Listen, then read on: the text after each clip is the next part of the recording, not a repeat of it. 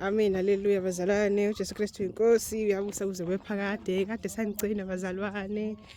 Ngizocela nje bazalwane uzonivezela abazalwane bethu besivakasheli baseSwatini ngegama lika Jesu Kristu waseNazaretha. Siyambonga uJesu. Mabonga uKristu Jesu bazalwane. Amen. Nina abazalwane bethu bayahamba namhlanje.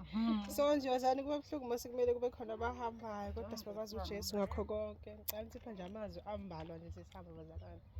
Siyawajabulela. Amen. Ngicela sicela usiphe amazwi ambalwa sicela ukuphazamisa. Jesu Kristu inkosi uyabusa phakathi naphakathi. Haleluya. Siqhubeke njalo nje bazalwane sisamelele. Ngoba uyabuya masinyane nabo ngomgcoba. Sibakhande ibandla lakhe lizoyilungela. Egameni laJesu Kristu.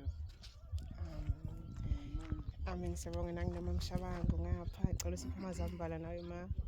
Jesu Kristu inkosi siyambonga uNkulunkulu bazalwane. Amen. Sifike ekhaya lebafundi siphatheka kahle ngale indlela esingazazi siyibone. Ngilolo kufunwa nguNkulunkulu lo. Haleluya. Ngafika ngabaxoxela leSwatini ukuthi wathi-ke lela bengiyekhona le ngibona into engazazi ngiyibone. Amen. Le nto lena ngiyifuna exactly Hallelujah. lokweneka le yilo mbamba.